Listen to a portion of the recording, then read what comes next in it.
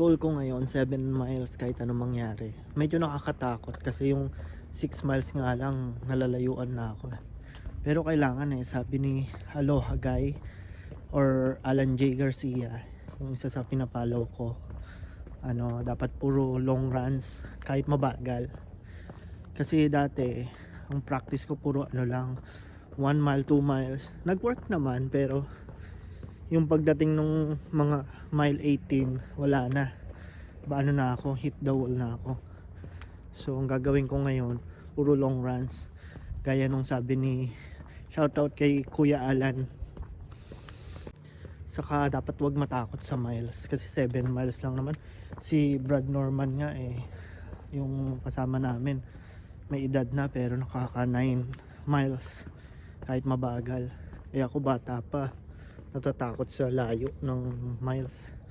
Dapat tiisin kahit may lakad. Kahit puro lakad. Saka nag-uumpisa pa lang naman ulit back to basic. Ubos oras. Pero naglalaan naman ako ng isang araw sa isang linggo para makapag long run. So wag manghinayan sa oras. Ang importante makapag-practice para sa LA Marathon. Marathon kasi yun malayo, 26 miles. Kailangan puro long runs nga. Sanayin mo na yung katawan mo sa layo. Saka isipin ko na lang exercise, pampapayat, which is yun yung goal ko. Actually ang goal ko is ma-break yung record ko, pero kung hindi kaya, it's okay. At least tinry ko yung best ko. Start na ako. Ang goal ko ngayon is maka 3 miles. Kasi yung nakaraan 2 miles lang straight run ko 7 miles ako pero goal ko 3 miles straight run. Mabagal lang.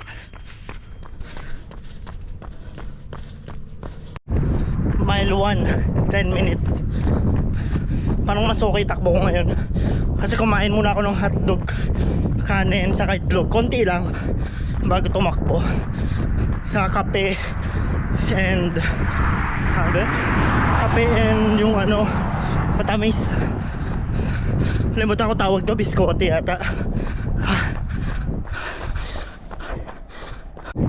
Mile 2 9:31. 1 mile na lang, mababreak ko na yung record ko nung nakaraan.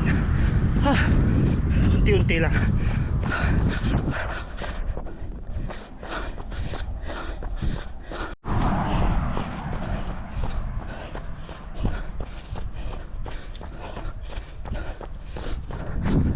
Mile 3 9:21. Hindi ko na kaya. Tigil muna. At least break ko yung record ko nung last time. Pero gagawin ko 7 miles ngayon. Lakad yung iba.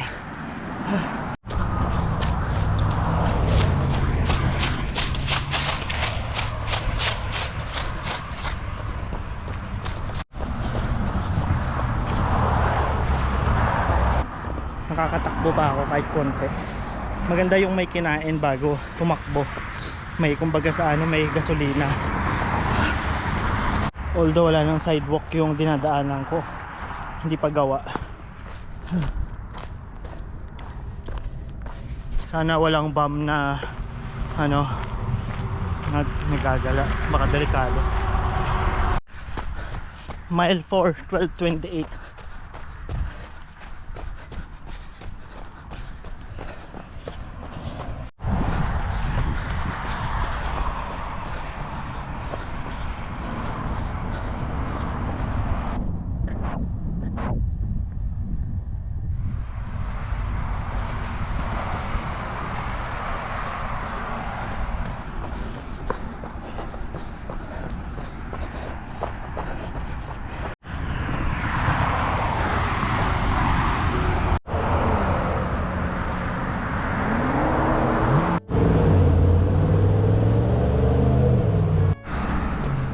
Mile 5 14:17. Mile 6 10:31. Maganda takbo ko ngayon. Talaga nakatulong yung kumain muna ako 30 minutes before bago tumakbo. Kumbaga may lakas. Hindi kagaya last time na walang laman sikmura ako, puro tubig lang. Hit the wall ako. Hindi ako makatakbo, puro lakad. At least ngayon kahit pa paano nakatakbo. So 30 minutes before the race, kumain muna. Konti lang kinain ko, isang bowl lang, mga half bowl lang, ganun. Hindi pa nga healthy kinain ko eh.